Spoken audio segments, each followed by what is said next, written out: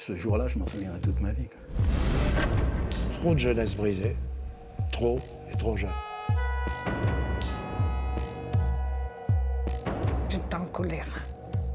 Je crois que j'aurais eu un revolver, j'en tuais.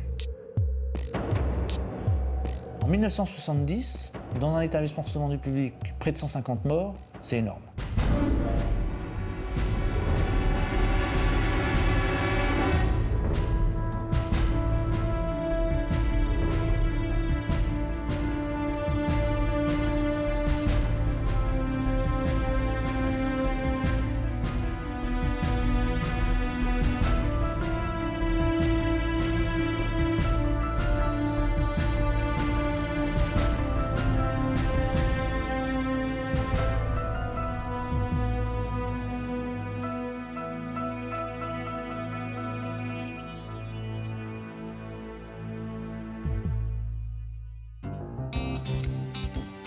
Les feux de mai 68 se sont éteints il y a 2 ans à peine. Mais la jeunesse réclame encore le droit de jouir sans entrave. Pour les filles et les garçons, les semaines sont parfois longues dans l'attente du samedi soir. Patrice Morel a alors 17 ans. Il habite à quelques kilomètres de Chambéry et se souvient bien de ces années-là. Après 68, les parents, ils ne pouvaient plus rien faire. Ils ne pouvaient pas endiguer le flot de cette jeunesse qui voulait s'amuser, en fait. Et toutes les fins de semaine, c'était une forme de délire, mais qui était pas... Il n'y avait pas de drogue. C'était la musique, c'était la drague, c'était bon vivant, quoi. Mais les lieux de sortie sont encore trop rares. On construit pourtant des boîtes de nuit à tour de bras. Rock'n'roll, yéyé, cocktail et premier disque jockey. Pour quelques dizaines de francs de l'époque, les jeunes se retrouvent pour s'éclater jusqu'au bout de la nuit.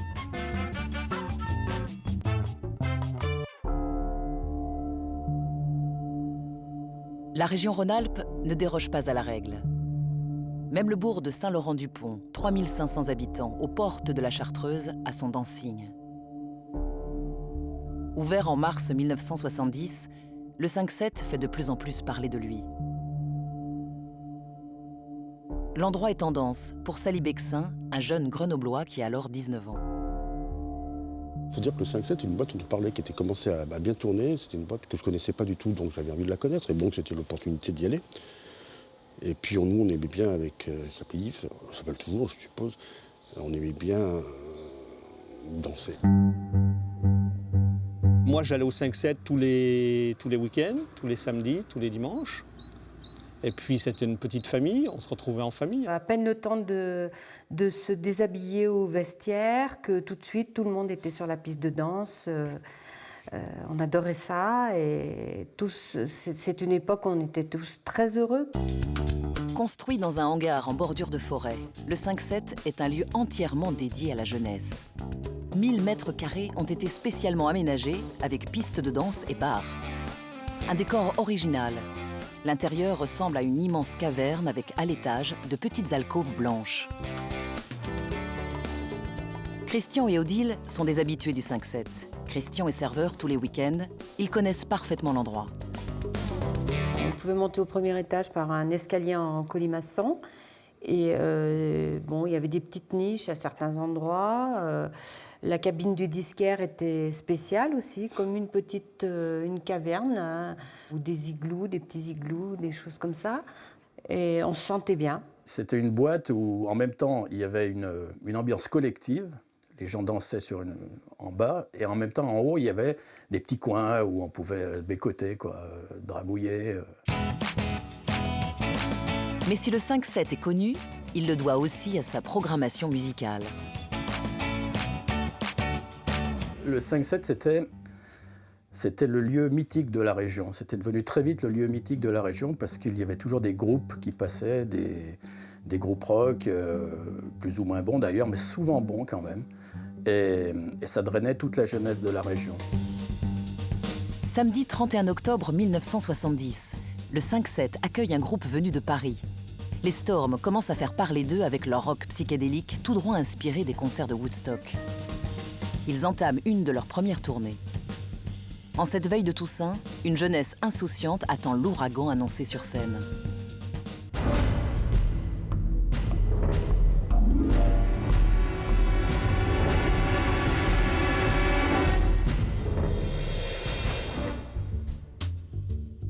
Ce samedi, la fête commence de bonne heure. Dès 21h, des voitures de toute la région remplissent le parking. Pierre Montillot vient avec Marie-Josée, sa petite amie, qui découvre le 5-7 pour la première fois. Ce samedi-là, j'ai demandé à Marie-Josée, ma petite copine à l'époque, si elle voulait venir au 5-7. Et on est parti à 3 voitures. Le principal danger le week-end, c'est la route. De nombreux jeunes meurent dans des accidents de voiture. Par précaution, le 5-7 affrète des cars tous les vendredis et samedis soirs. Des centaines de jeunes, de 16 à 20 ans, peuvent ainsi se rendre à Saint-Laurent-du-Pont en toute sécurité. Georges en faisait partie. Mon fils, il aimait bien la musique. Et puis comme il avait entendu parler de ces musiciens, il voulait aller les voir. Et c'est un copain du Biolay qui y allait avec d'autres et qui l'a emmené. Et puis, vous savez qu'il y avait un car qui les ramenait vers 2h du matin, je crois. Ils sortaient, bien sûr, comme des jeunes, et on ne pouvait pas les empêcher. Hein. Mais c'était toujours ensemble, tous les deux, toujours ensemble. Il y avait un car qui les emmenait de Chambéry, donc bien tranquille, et le grand, il avait passé son permis de conduire. Il m'a dit, je vais prendre la voiture. Ben, je dis, oui, mais tu sais, mon petit, pour le commerce, on en a besoin, et si jamais il y avait un problème, est-ce que j'aurais dû laisser la voiture? Il serait rentré plus tôt. Est-ce que si, et si, et si, et si? Tous les week-ends, il se retrouvait avec ses copains. Et ma sœur jumelle, Corinne, elle aimait bien aussi danser. Donc ils allaient au 5-7 tous les deux. Alors le samedi-dimanche, pour lui, c'était le grand chic. Pantalon pattes d'éléphant, le grand maxi manteau. Et le soir qu'il est parti au 5-7, je me souviens, j'avais un foulard qui correspondait bien à sa chemise. Il m'a emprunté mon foulard pour mettre avec sa chemise, parce que ça allait très bien. Elle a eu un coup de fil quand, dans l'après-midi, à la sortie du bureau le soir à 6h, et que son ami lui a téléphoné. Il lui a dit « Tu viens avec moi au 5-7 demain ». Alors elle lui a dit oui, puis mon mari lui a dit ben, « Vas-y ». Et moi, je ne voulais pas qu'elle y aille. Eh bien oui, elle est bien partie, elle n'est pas revenue. Vers 1h du matin, la fête bat son plein. Ils sont plus de 500 sur la piste de danse à se déhancher sur la musique endiablée des Storms. La nuit d'automne est fraîche, mais à l'intérieur du 5-7, il règne une chaleur étouffante. J'avais fait la remarque à Odile et je lui ai dit, mais ce soir, il fait très chaud dans la salle. On discutait avec Odile et l'orchestre continuait à jouer, mais il y avait déjà moins de monde. Et c'est là que, je sais pas, mon sixième sens a dû me dire de lever la tête et j'ai vu comme une lueur, pas rouge, mais orange, comme une traînée jaune-orangée. Il est 1h40. Christian, le serveur, comprend qu'il se passe quelque chose de grave. Il m'a pris par la main, on a traversé la piste de danse, il a crié. On avait beau crier au feu, au feu. Les jeunes continuaient à danser. Là, moi, je sentais que j'avais très très chaud et une sensation d'étouffement, quoi. Christian entraîne Odile et une dizaine d'autres personnes vers une issue de secours. Il sait déjà que c'est la seule chance de s'en sortir. Des flammes commencent à apparaître au premier étage du dancing. Juste au moment où j'arrivais vers le bar, j'ai vu quelqu'un qui courait devant moi, qui est monté au premier étage. Et j'ai pensé à une bagarre. Et en levant la tête, j'ai vu une immense flamme qui embrasait tout le plafond de la discothèque d'un coup. J'ai vu que ça criait au secours, papa, maman, on étouffe. Et puis que là, j'ai commencé à voir que tout le monde sortait, que ça prenait feu. Il est 1h45. Dans la panique, tous les danseurs se précipitent vers l'unique sortie qui se fait par un tourniquet. J'ai foncé vers la sortie, par le grand tourniquet. Et je ne sais pas comment j'ai fait pour sortir, hein, parce que j'ai glissé entre et je me suis ouvert l'arcade sourcilière contre, et en montant le truc, et je suis sorti, mais je crois j'ai fait 5 mètres, 5-6 mètres en sortant. Et je me suis retourné, il y avait le feu qui sortait par la porte. Quelques-uns, comme Sally, réussissent à s'extraire du 5-7 avant que le feu n'envahisse tout le dancing. Il y en a un, Bernard Gillet de Voiron, qui était avec moi et qui a dit il y a ma sœur à l'intérieur, je rentre. Je lui ai dit rentre pas, tu peux pas rentrer, ça, tu vas rester. Et il est rentré, il a fait 1 mètre, et il s'est écroulé, il est mort. Une fille qui est sortie en feu, qui s'arrachait les vêtements avec la peau. Moi, je suis partie affolée en courant sur la route. On a entendu comme si tout s'effondrait. On entend au secours, papa, maman, on étouffe, on va mourir. Et puis d'un seul coup, mais ça dure, je sais pas, 30 secondes. Puis d'un seul coup, vous entendez le silence total.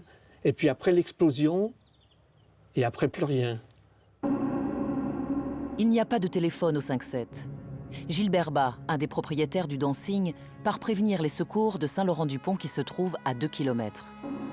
Il est 2 heures du matin lorsque les premiers pompiers arrivent sur place. Les gendarmes après sont arrivés, les pompiers également, nous a demandé de rester sur place parce qu'ils voulaient certainement savoir, nous poser des questions et bon, savoir qui était vivant, où étaient les gens. Les pompiers bénévoles de Saint-Laurent-du-Pont sont vite épaulés par des professionnels venus de Grenoble et de Chambéry. L'embrasement est rapide. Les flammes ne durent que quelques minutes seulement. Le colonel Rivière, en charge du service départemental d'incendie et de secours de Haute-Savoie, connaît bien l'histoire des grands incendies. Malheureusement, les sapeurs-pompiers n'ont pu que prendre en compte quelques foyers qui restaient, traiter les blessés les plus graves qui avaient pu s'extraire, soit ils étaient rescapés indemnes, ou soit donc il faut les réconforter, les mettre à l'abri, ou soit traiter les grands brûlés et les évacuer au plus rapide sur les hôpitaux de l'époque, hôpitaux des grands brûlés. Quand avec les pompiers, on a ouvert les portes, mais c'était des piles de cadavres, des cadavres pendus sans tête, sans mains, des corps tout brûlés, des petits corps comme ça. C'était terrible. Les pompiers, je sais que les pompiers n'arrivaient pas. Je me souviens des pompiers qui vomissaient, qui tombaient, qui prenaient des syncopes. C'était l'enfer. Je ne peux pas me mettre à la place des premiers sapeurs-pompiers qui sont arrivés. Je pense qu'ils n'ont pas forcément conscience qu'ils sont en train de vivre un drame national. À l'intérieur du 5-7, les pompiers découvrent un spectacle d'apocalypse. Le décor de cendres est laissé en l'état, tel une scène de crime, avant l'arrivée des premiers enquêteurs.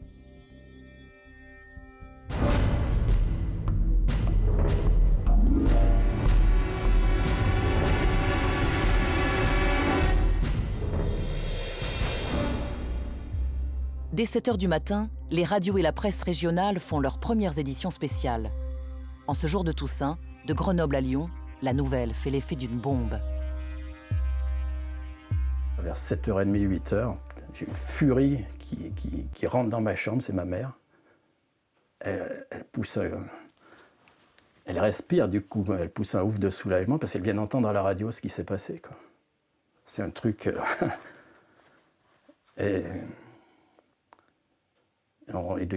beaucoup de parents ont dû être comme ça. Le dimanche matin, nous étions au cimetière. Et on redescend du cimetière, j'ai ma nièce qui me dit « Attends, le 5-7 a brûlé ». Alors, nous sommes, un de mes neveux nous a monté à Saint-Laurent-du-Pont devant le 5-7. Et quand j'ai vu sa voiture, j'ai dit « Elle est décédée ». J'ouvre les volets et j'entends 2 messieurs dans la cour qui disent « Quelle horreur, mais quelle horreur !» Tu sais ce qui s'est passé à Saint-Laurent-du-Pont? Alors il dit « Oh, c'est affreux ». Moi j'étais en train de déjeuner, j'habite au centre-ville et je déjeunais et j'entends qu'il y a eu une catastrophe au 5-7, un incendie au 5-7. Alors moi, je prends ma mobilette, j'ai pas le temps d'attendre mon mari qui prenne la voiture, j'ai pris la mobilette, je suis montée. Puis ma sœur m'ouvrait pas trop la porte parce qu'elle n'était pas habillée. Je ouvre moi, il y avait quelque chose au 5-7. Alors c'est là qu'après, je leur ai dit ce qui s'était passé. Et puis bon, maman tombée dans les pommes parce que bien sûr, mon frère n'était pas rentré. Maman m'a ta grosse surprise. Je ne les ai pas entendus rentrer. M'étonnée. J'étais en pleurs et je savais que j'allais plus revoir mon frère et ma sœur, quoi.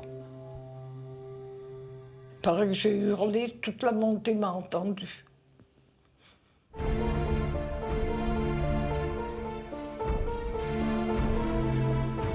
On est partis comme des fous là-bas. Et en arrivant là-bas, puisqu'on a vu plein de voitures arrêtées, les pompiers, tout ça. Et on voyait les civières qui passaient là un peu au loin, là, comme ça. Et je voyais des têtes brunes, là, des cheveux bruns. Je disais, bon Dieu, c'est mon fils, c'est mon fils. On était là tous à gare, autour des voitures. Là, on ne se connaissait pas, on ne savait plus où on était. Dès le début de la journée du dimanche, la Croix-Rouge vient prêter main forte aux pompiers. Marie-Odile Ribolette est à l'époque secouriste pendant les week-ends. Ceux qui pouvaient tenir le coup, on allait donc aider les pompiers, puisqu'ils sortaient les corps au fur et à mesure, d'aider les pompiers. Une salle avait été préparée pour justement amener ces corps brûlés, bien entendu. Je vous dis, il y a des secouristes qui n'ont pas tenu le coup. André Verret était journaliste au Dauphiné Libéré et au Progrès de Lyon. Arrivé sur les lieux du drame dès 7 h du matin, il assiste au travail de dégagement des corps. Moi, je me souviens que les premiers pompiers qui sont arrivés tournaient de l'œil. Le centre de secours de Saint-Laurent-du-Pont, c'est un tout petit centre de secours. C'est que des volontaires, c'est que des bénévoles, quoi, des volontaires à l'époque.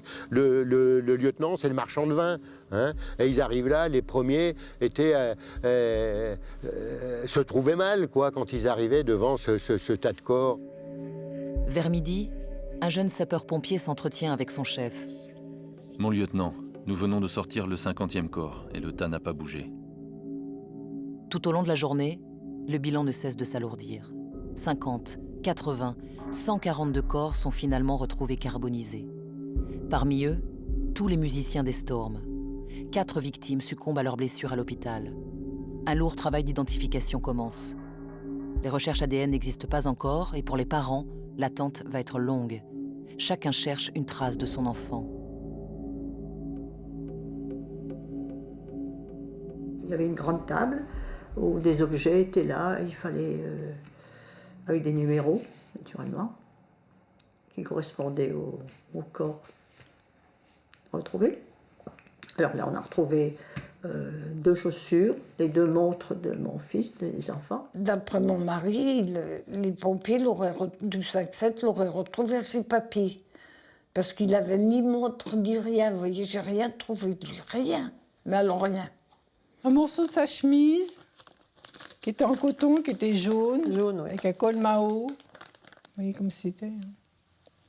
Puis ses bagues aussi, il avait cette bague. C'est 20 ans qu'il a eu? Oui. 18, 20 ans? 20 ans. Je sais pas, il était gravé du coup, je crois pas son nom. Ah si, il y avait son nom, JM. Il y avait JM.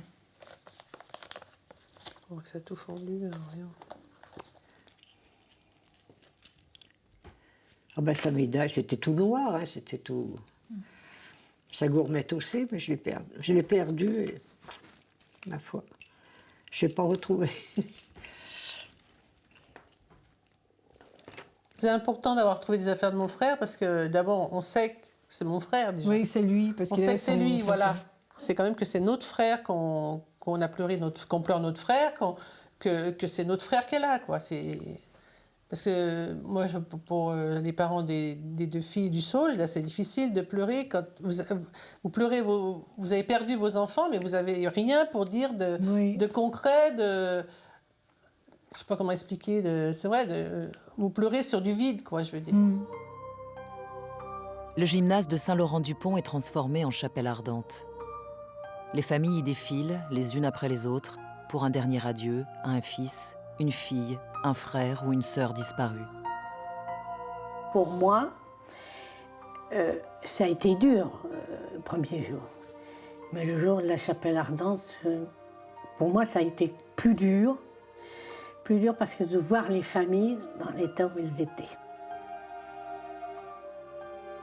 Leur regard était sur ce cercueil. Et je me souviens, le parent, le père et la mère, qui fixaient le cercueil et qui disaient « dire que mon enfant est là, il est mort ». Je me souviens du mot qu'ils avaient dit « carbonisé ». Pour notre maman, c'était terrible. Elle a perdu connaissance. Après, ils ont été plusieurs mamans à être hospitalisées. Parce qu'avant, il n'y avait pas des équipes de psychologues comme maintenant, quoi, qui soutiennent les familles, quoi. Aucune aide psychologique ou aucune aide, je sais pas, rien du tout. Je ne buvais plus du thé, je ne voulais plus manger. Alors je gardais l'assiette sur la table, son assiette. Puis mon mari, un jour, il avait commencé à enlever le verre, après il a enlevé les fourchettes. Puis il me dit, ça te sert à quoi? Tu es plus malheureuse que... Je croyais qu'il allait rentrer. Le 3 novembre, une cérémonie œcuménique se tient dans le gymnase. Un hommage émouvant est rendu aux 146 morts. De nombreux proches des victimes perdent connaissance pendant les éloges funèbres. Le président Pompidou envoie sur place son ministre du Travail, Joseph Fontanet, également élu de la région. Que les familles trouvent dans ce message l'expression de mes pensées affectueuses et de ma tristesse. L'incendie du 5-7 fait la une de la presse étrangère. À Saint-Laurent-du-Pont, les journalistes affluent. François Caviglioli était alors l'envoyé spécial de Paris Match. Alors interviewer les familles, c'est pas de la tarte. Parce que ce sont des gens qui sont dévastés, en proie souvent à une douleur folle. Et moi j'ai un boulot à faire. C'est peut-être de l'info, mais enfin c'est pas reluisant du tout. Parce que je vais exploiter leur douleur pour la donner en spectacle.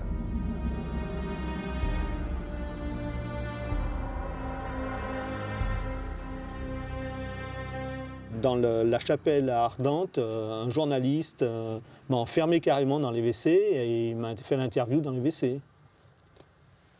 Pour que j'aille parler à personne. J'avais aussi, pour rendre le reportage plus émouvant, à récupérer des photos des albums de famille. Des photos de jardin d'enfants, de maternelle. Et ça c'est dur. C'est dur surtout quand il faut les voler. Parce qu'on a fait ça. La France a les yeux rivés sur les morts de Saint-Laurent-du-Pont et pleure sa jeunesse emportée. Mais 8 jours après le drame, un autre événement va occuper le devant de la scène. Le général de Gaulle meurt le 9 novembre 1970. Harakiri affiche un titre volontairement provocateur. Balle tragique à Colombey, un mort. Pour avoir osé se moquer de la mort de Gaulle, l'hebdomadaire est aussitôt interdit. Une semaine à peine après le drame du 5-7, l'enterrement du grand Charles fait passer au second plan les 146 morts disparus dans l'incendie du Dancing. La chercheuse Gaëlle Clavandier a longtemps travaillé sur la sociologie des catastrophes et notamment sur le 5-7.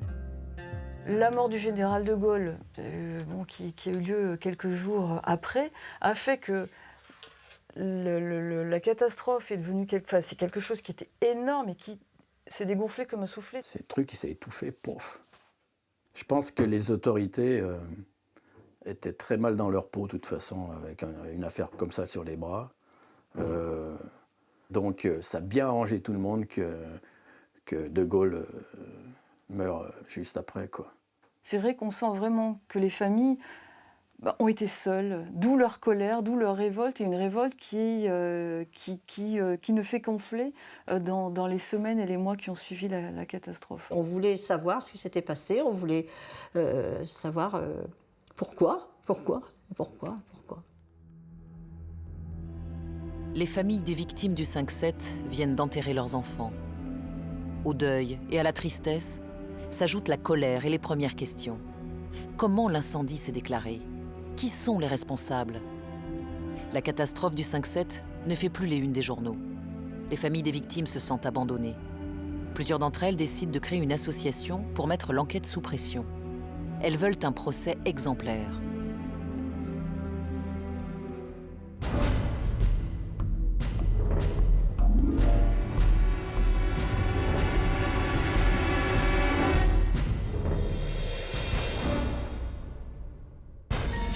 Le dossier s'annonce compliqué pour les enquêteurs.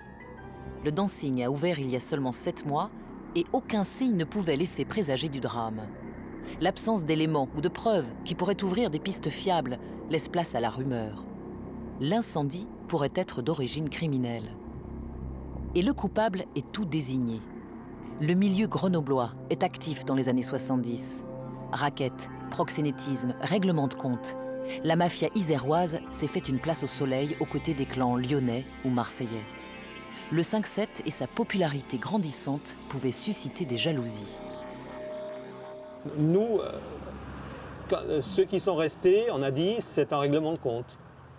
Et nous dit, quand on parlait avec les gérants, parce qu'on se connaissait quand même très très bien, vraiment, c'est des amis, hein, on se connaissait très très bien, et quand ils nous parlaient, ils nous disaient qu'ils étaient menacés, qu'ils avaient des menaces de raquettes, des machins comme ça. La rumeur est aussi alimentée par l'histoire récente du 5-7. Une guinguette tenue par les mêmes propriétaires et située au cœur de Saint-Laurent-du-Pont avait brûlé 1 an auparavant. 2 incendies aussi rapprochés, c'est forcément suspect.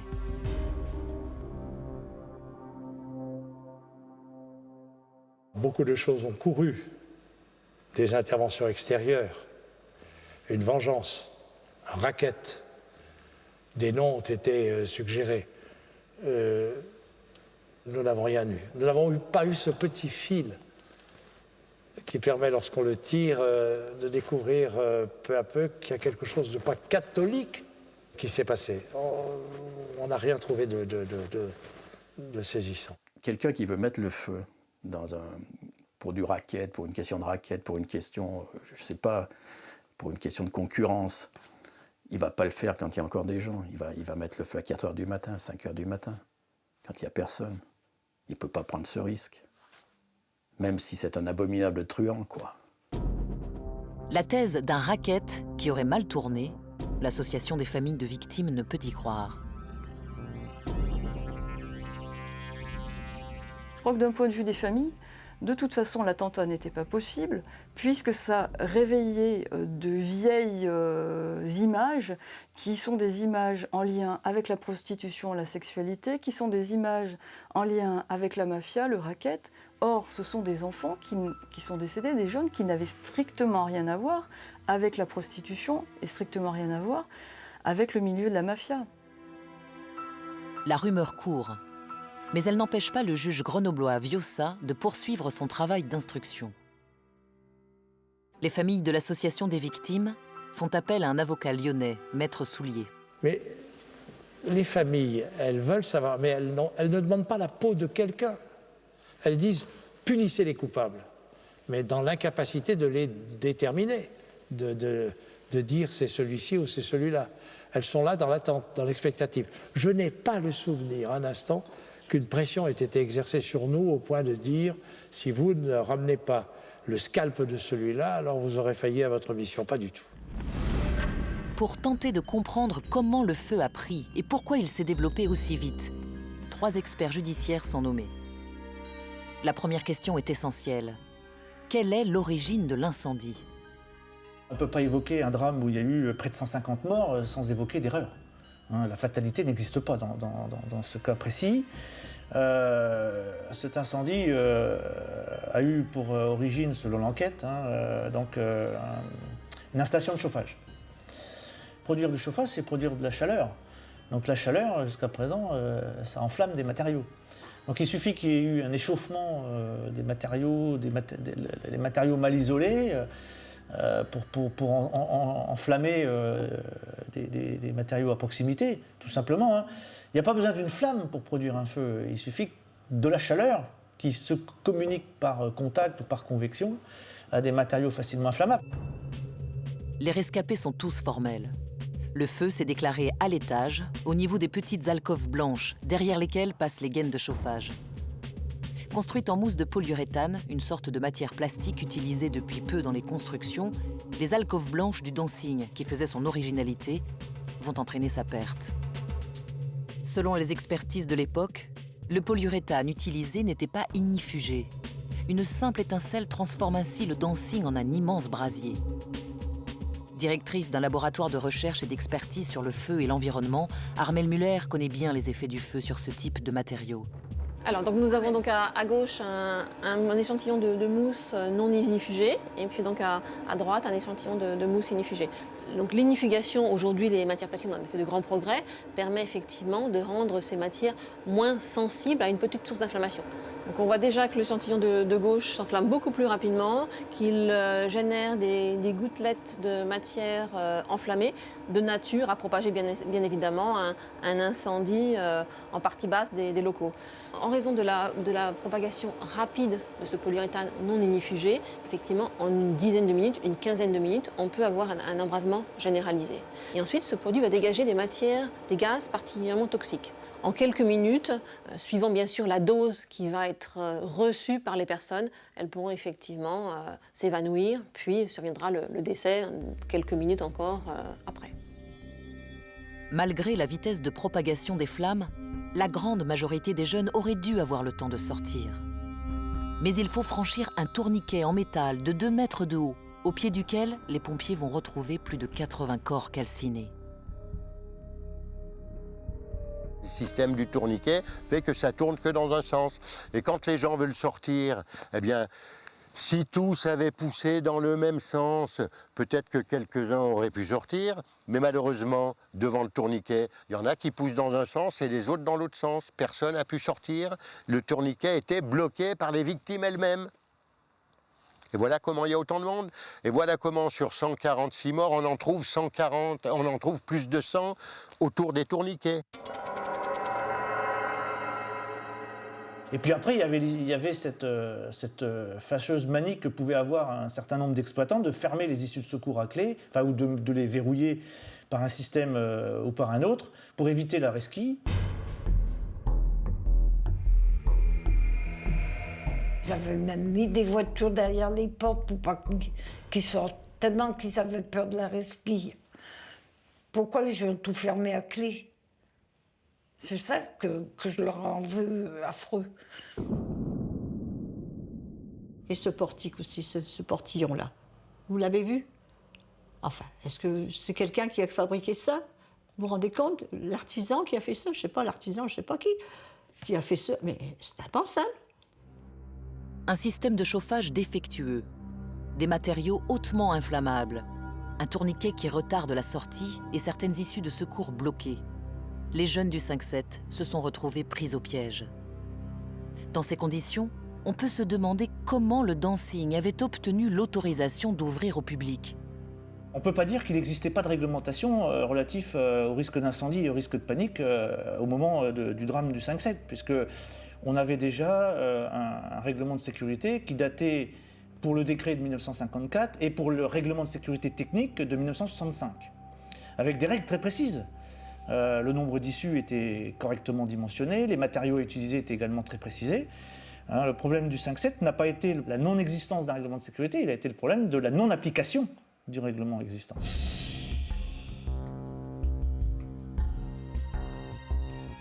L'enquête met à jour des responsabilités dans la délivrance de certains documents administratifs. Le maire de Saint-Laurent-du-Pont et le secrétaire général de la préfecture de l'Isère sont suspendus avant même le début du procès. La construction du dancing, le montage du système de chauffage, l'utilisation de certains matériaux et les autorisations d'ouverture, voici les causes de cette catastrophe. La thèse de l'acte criminel vole en éclats, mais la rumeur, elle, court toujours. Moi, j'ai jamais cru à ça.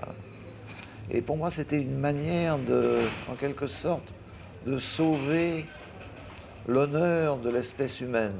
On aurait préféré que ça soit un crime, mais pas ça, pas cette négligence, pas cette âpreté au gain.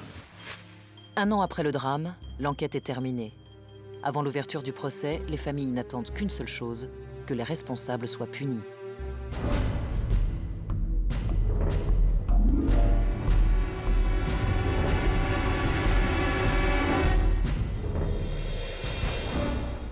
Le procès s'ouvre le 9 octobre 1972 devant la 7e chambre du tribunal correctionnel de Lyon. L'audience a lieu dans la salle de la cour d'assises, tant les familles et les proches de victimes sont nombreux.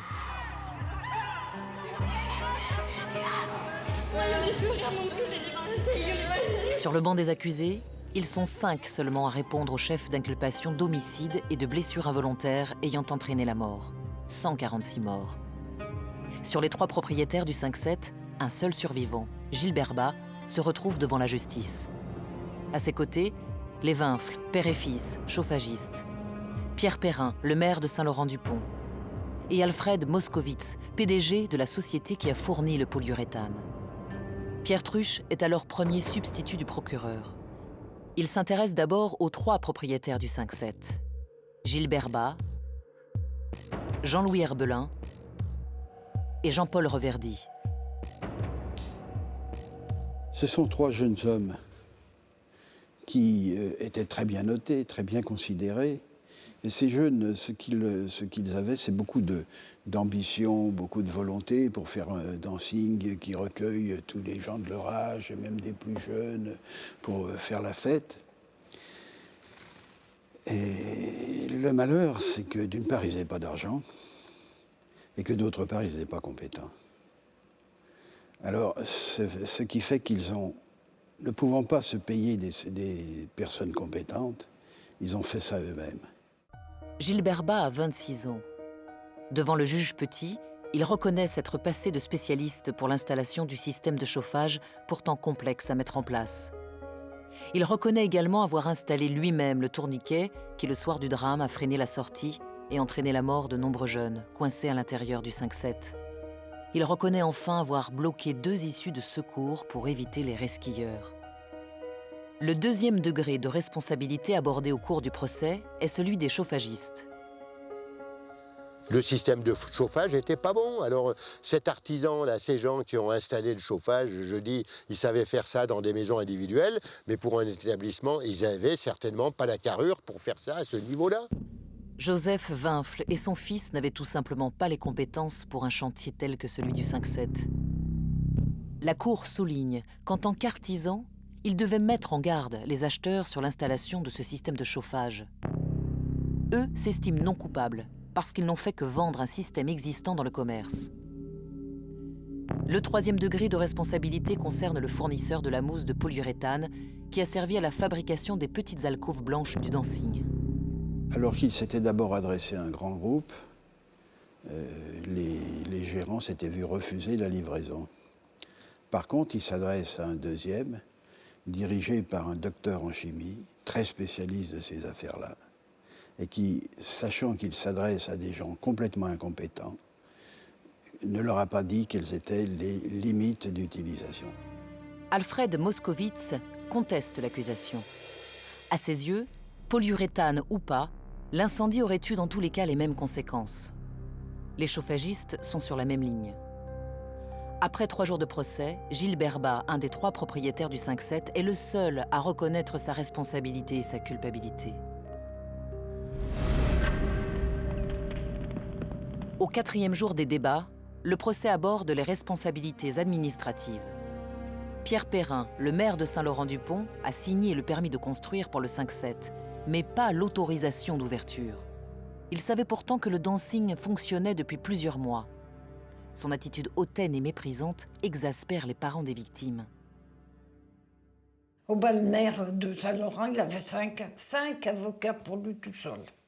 Alors il y a un avocat qui nous a dit « Oh, mais qu'est-ce que vous voulez tant faire d'histoire il y a des accidents sur la route tous les jours, mais ça n'a rien à voir, les accidents de la route, avec ça. Hein. » Ils en ont tué 146. Vous voyez, j'en voulais moins aux gérants du 5-7, parce qu'il y en a plusieurs qui sont restés dans l'incendie. C'était des inconscients.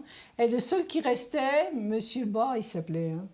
Il avait on voyait qu'il était ennuyé, quoi. Il avait la tête baissée. Enfin, il avait un comportement d'une personne normale, quoi. Je sais pas moi, qui se sent responsable de cette catastrophe, quoi. Je veux dire. Tandis que le comportement du maire de Saint-Laurent-du-Pont, c'était pas du tout la même chose. Hein. Il recevait des télégrammes de soutien. Il les lisait pendant qu'il y avait le procès. Pas de respect, quoi. D'ailleurs, une fois, la cour n'était pas arrivée, on l'a insulté, d'ailleurs. Hein. Je vous dis carrément. Moi, la première. Hein, parce que franchement, je trouvais qu'il n'y avait pas un comportement digne.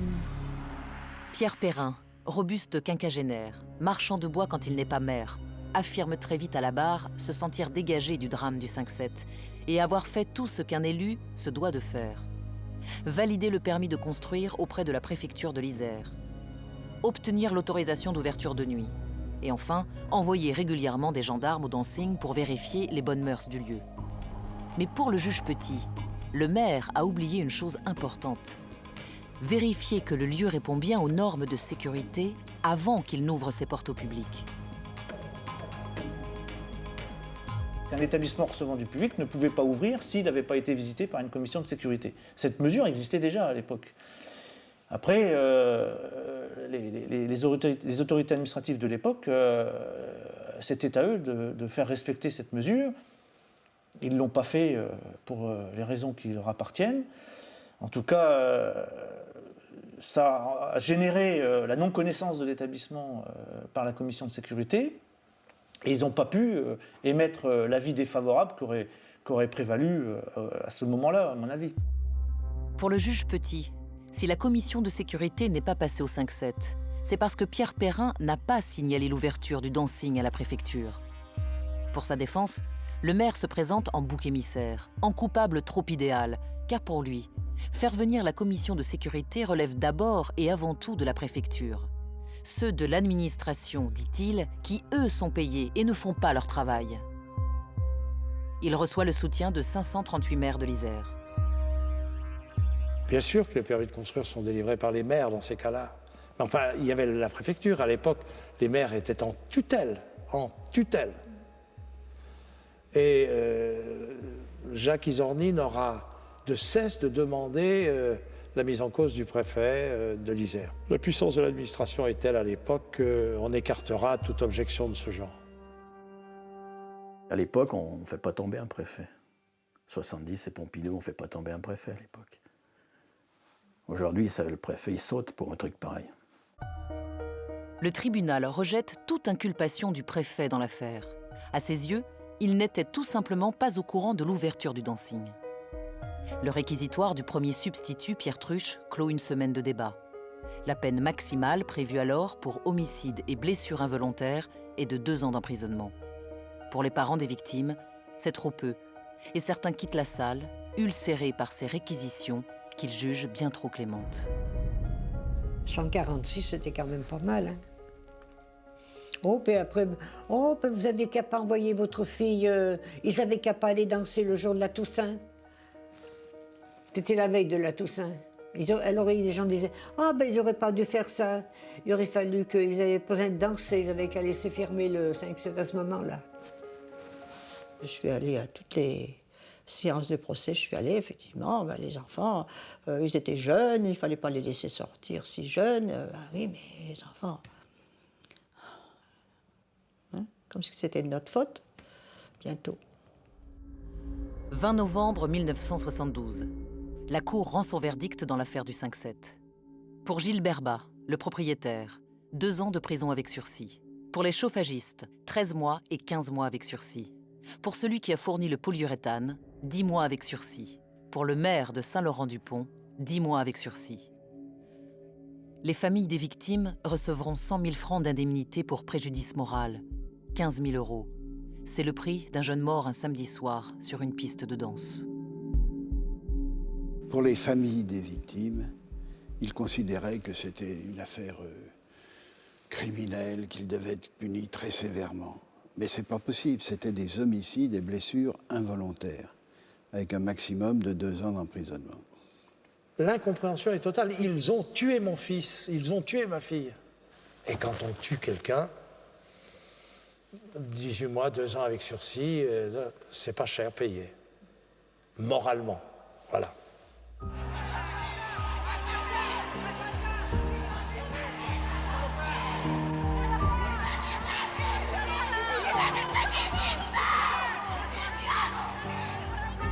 On espérait vraiment que les coupables allaient vraiment être reconnus et qu'on allait avoir au moins un peu de tranquillité d'esprit et de cœur, quoi.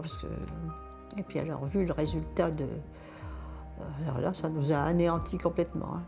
Complètement anéantis. J'étais en colère. Je crois que j'aurais eu un revolver, j'en tuais. J'aurais été en prison, tant pis. Hein. Vous savez, c'est affreux. J'appelle pas ça un procès, moi. J'appelle ça un arrangement, peut-être, je sais pas. Je sais pas comment on appelle ça.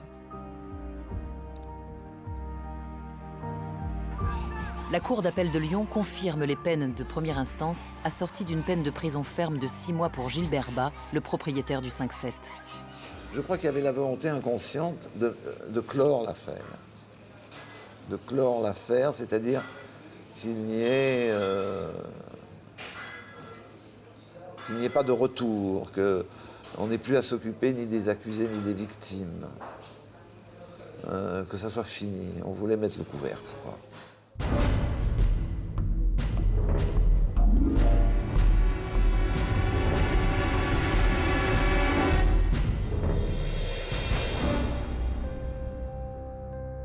« 40 ans après, la ville de Saint-Laurent-du-Pont porte encore les stigmates de l'incendie du 5-7.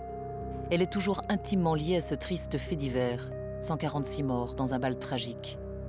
L'image est parfois lourde à porter. Ça a été, Saint-Laurent-du-Pont a été comme ça, un peu marginalisé, s'est marginalisé et a rejeté ce drame. On ne parle pas du 5-7 à Saint-Laurent-du-Pont. On essaie d'aller parler du 5-7. Ah, vous allez remuer des trucs. C'est un des plus grands drames du siècle dernier. Arrivé à Saint-Laurent-du-Pont peu de temps avant la catastrophe, Jean-Louis Monin est aujourd'hui maire de la ville. Le silence, quelquefois, quand c'est trop dur pour tout le monde, le silence, c'est peut-être la meilleure réponse, dans un premier temps. Puis après, il faut reprendre vie, revoir autre chose, mais tout doucement, parce que c'est très lourd à supporter. Et puis, dans l'esprit de chaque famille, eh bien, il y a d'abord les familles qui étaient touchées, hein, donc c'est très dur. Et puis, en fait, cette catastrophe, elle ne peut pas faire autrement que marquer tout le monde. Saint-Laurent-du-Pont, ça sonne pour moi dans mon cœur comme un glas, vous voyez. Oui, oui. Ce mot Saint-Laurent-du-Pont, pour moi, c'est terrible. Hein. Ah ben, nous, c'est vraiment une ville, pas une ville maudite, mais presque. Si la ville cherche à gommer ce passé douloureux, les familles de victimes, elles, ne peuvent se résoudre à l'oublier. Sur le lieu de la catastrophe, elles décident même de construire un monument à la mémoire de leurs enfants. Un travail de longue haleine. Il faut racheter le terrain et faire venir les bulldozers pour déblayer les ruines du 5-7. Ce n'est qu'en 1976, 6 ans après le drame, qu'un mémorial voit le jour. Chacun peut ainsi venir s'y recueillir, comme Odette Delvaux et sa fille Marie-Hélène.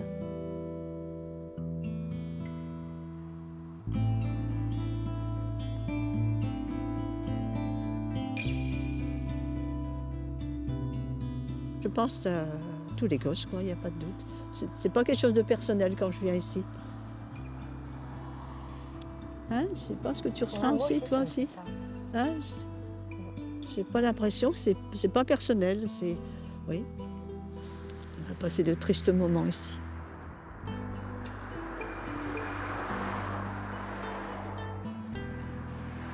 On se rend bien compte qu'on n'est pas simplement sur une mémoire commémorative, apaisée, qui fait son chemin et qui petit à petit va s'éteindre. Là, on sent une mémoire qui est une mémoire vive et qui est encore une mémoire pleine de colère, pleine de ressentiments. Derrière la stèle de marbre gris, où s'affichent les noms de tous les disparus et leur âge, le tourniquet, comme un vestige macabre du dancing, est là pour rappeler que la colère ne s'est pas éteinte. Sur la plaque, les 2 propriétaires morts dans l'incendie ne sont pas mentionnés. Pour les familles de victimes, seul compte la mort de leurs 144 enfants. 40 ans après, un sentiment de justice mal rendue, des responsabilités non assumées. La douleur est toujours présente, à fleur de peau, portée par des jeunes qui n'étaient pas nés au moment du drame, comme Didier Sylvestre, petit-fils d'Irène. Il y a beaucoup de gens qui disent que le chagrin s'estompe, qu'on arrive à oublier. L'expérience que j'ai avec ma grand-mère, l'expérience que j'ai avec les autres familles, Madame Delvaux, Madame Dussault, tous les autres parents, on ne peut pas, quoi, on peut pas oublier. Ceux qui ont échappé aux flammes portent eux aussi les traces indélébiles de la catastrophe. On est parti à 3 voitures, on est revenu à 3. Ils sont tous morts dedans. Et Marie-Josée, je m'en mords les doigts vraiment, même encore maintenant. Même plus maintenant qu'avant. Maintenant, ça me fait vraiment de la peine. Je pense souvent à elle et je me dis quand même, c'est à cause de moi qu'elle est morte. Moi, c'est vrai que j'ai eu la chance d'avoir la vie sauve par Christian, parce que j'aurais peut-être fait comme les autres, hein. Je serais peut-être sortie du côté du tourniquet. Le fait de se sentir vivant alors qu'il y a tant de gens qui sont morts, vous posez une question principale. Pourquoi suis-je vivant? C'est la seule question. Pourquoi les autres et pas moi? L'incendie du 5-7 restera le plus meurtrier de ces 50 dernières années. Mais l'histoire retiendra aussi qu'après les 146 morts du dancing de Saint-Laurent-du-Pont, plus rien ne sera comme avant. Plus de 1000 boîtes de nuit ferment dans les mois qui suivent. Le contrôle des lieux recevant du public est renforcé par plusieurs décrets pour que plus jamais un pareil drame ne puisse se reproduire. 40 ans après, chaque 1er novembre, les familles continuent à se recueillir pour honorer la mémoire de leurs morts. C'est pour eux qu'on le fait, c'est pour eux. Qu'on les oublie pas, il ne faut pas penser qu'il faut pas qu'ils pensent qu'on les oublie, hein. Non, non, non, non. Ça, il ne faut pas y compter, ça. D'abord, c'est eux qui nous tiennent, hein. C'est eux.